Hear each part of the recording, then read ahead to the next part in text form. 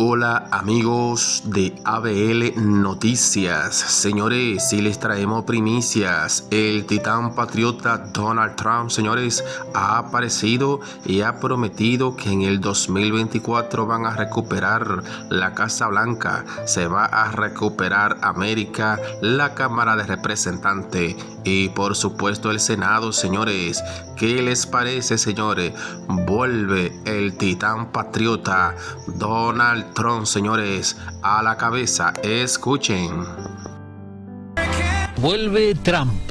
Ha sido en Arizona, uno de los caladeros de votos republicanos donde fue aplaudido y jaleado por miles de seguidores. El expresidente estadounidense Donald Trump insistió una vez más en que le robaron las elecciones, pero que va a tener de nuevo lo que asegura que le quitaron.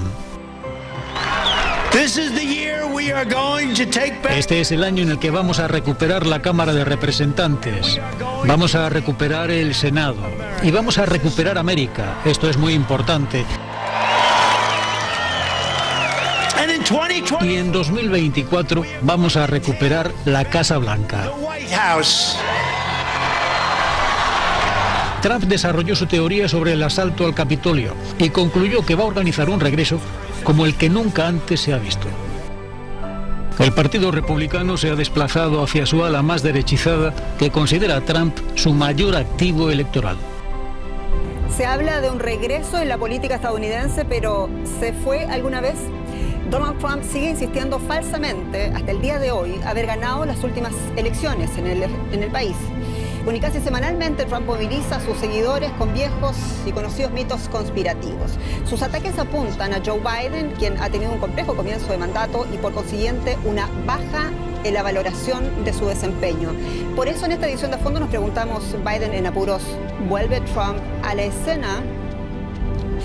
El análisis de este tema, en primer lugar, muchos se preguntan por qué estamos hablando de Trump esta vez, y yo quiero quizás preguntarte a ti, Ezequiel, por favor, para responder esa pregunta tenemos que mirar lo que pasó hace 2 semanas y ese triunfo del candidato de la gobernación por Virginia por parte de los republicanos y luego ese empate contra todo pronóstico en el estado de Nueva Jersey. ¿Cómo lo explicamos? Sí, bueno, en principio reaparece Trump en el centro de la escena política porque en las primeras elecciones de peso en los Estados Unidos, tras la elección presidencial de 2020, ganada por Biden, bueno, en la primera de esas elecciones, en la elección para gobernador del estado de Virginia, el Partido Demócrata retrocede 6 puntos y el Partido Republicano asciende en su caudal electoral 6 puntos, con lo cual el Partido Republicano alcanza la gobernación en un estado gobernado en los últimos años por el Partido Demócrata, y en segundo lugar porque en el estado de Nueva Jersey, en donde también realizan elecciones para gobernador y en un estado caracterizado por gobernadores demócratas, el gobernador demócrata alcanza la reelección por un pelito, con un retroceso de alrededor de 7 puntos porcentuales respecto a la elección presidencial de 2020. Entonces, bueno, eso naturalmente genera un cimbronazo en el panorama, en la política estadounidense, y en ese contexto, naturalmente, reaparece la figura política más importante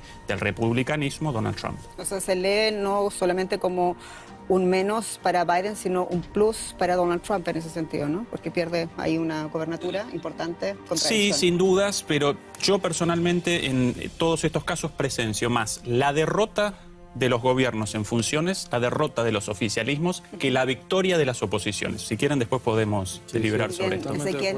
Diana, ¿cómo vemos desde tu perspectiva en clave electoral, en tu opinión, la pérdida de la gobernatura de Virginia a manos del candidato republicano? Sí, estas elecciones, si bien tienen un enfoque local, nos muestran 3 tendencias que hay que tomar en cuenta. La primera es que hay una gran división en el Partido Demócrata y esta división causó que el plan de infraestructura tardara mucho en finalizarse. Y si esto hubiera ayudado mucho más a repuntar en la elección de Virginia. Pero también muestra que el factor Trump no siempre tiene que ser utilizado para ganar elecciones. El candidato del republicano, Glenn Youngkin, él hizo una estrategia importante. Trató de seguir atrayendo a los seguidores de Trump, pero distanciándose en el sentido de que no vimos nunca a Trump en algún meeting político en este estado. Entonces, por ahí yo creo que es la estrategia que van a seguir los republicanos. Y la tercera es que los demócratas tienen que conectar no solo con diferentes grupos étnicos, sino que también tienen que conectar con los blancos de clase media, y eso es donde están perdiendo. Interesante. Solamente también lo pregunto porque hay algunos análisis en los Estados Unidos que hablan que, ojo, que la gobernatura a manos de este republicano podría ser más bien también una piedra para Donald Trump. ¿Por qué? Porque aunque es republicano, es una forma muy distinta de hacer política a la de Youngkin. Lo señalan como un republicano moderado, por lo tanto podría ser eso lo que quizás están queriendo decir los votantes en Virginia, sí a los conservadores, pero no necesariamente a Donald Trump. ¿Qué opinas tú, Amir? Bueno, primero yo no vería a Youngkin como ese personaje que se le vaya a oponer a Trump. Y el Partido Republicano también está dividido, está muy dividido. Sí. Y muchos no quieren la figura de Donald Trump, pero no se van a manifestar nunca, digamos, abiertamente contra la posibilidad que significa Trump de nuevo. ¿Ya? Por eso te digo, yo esa posibilidad de que esta nueva figura se pueda convertir en una especie de traspiés para Trump, no lo veo muy claro.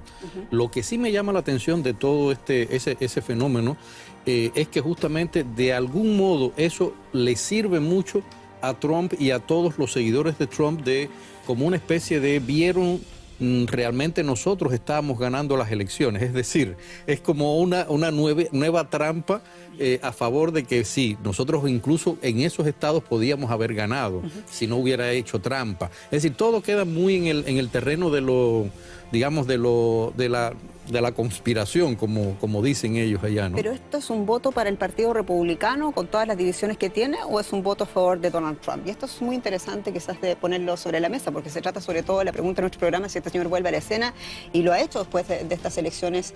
¿Te parece a ti que independientemente de las razones que tuvieron los votantes de Virginia para escoger al candidato republicano, no está detrás un voto sincero al Partido Conservador necesariamente y no a Donald Trump?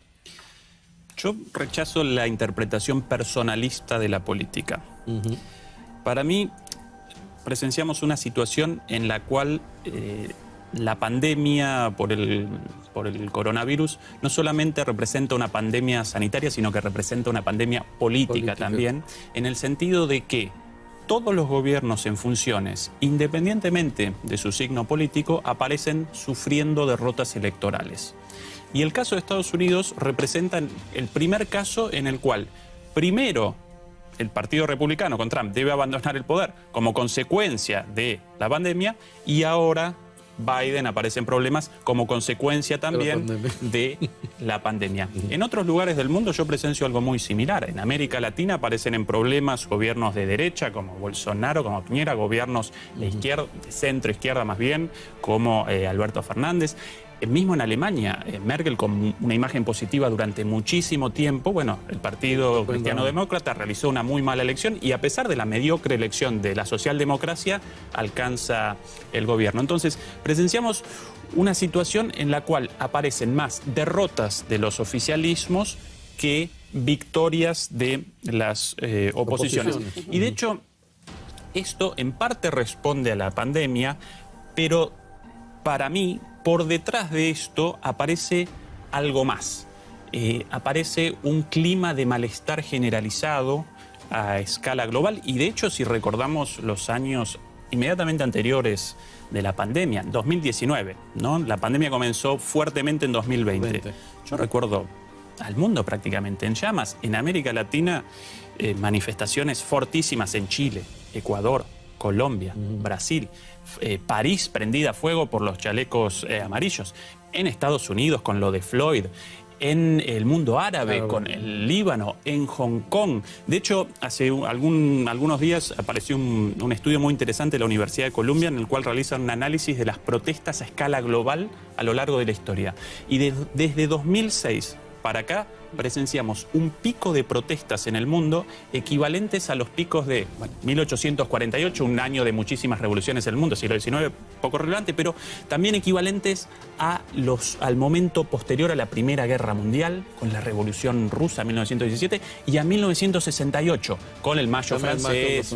¿Sí? Bueno, entonces, la pandemia, evidente, maximiza esta situación de descontento y de malestar, pero detrás de esto aparece otra cosa. Pero el malestar es concreto contra la gobernanza mundial, contra los partidos tradicionales. ¿Cómo se manifiesta este descontento que tiene denominador común en todo el mundo? El malestar responde a las consecuencias del orden económico, político, social y cultural imperante en el mundo.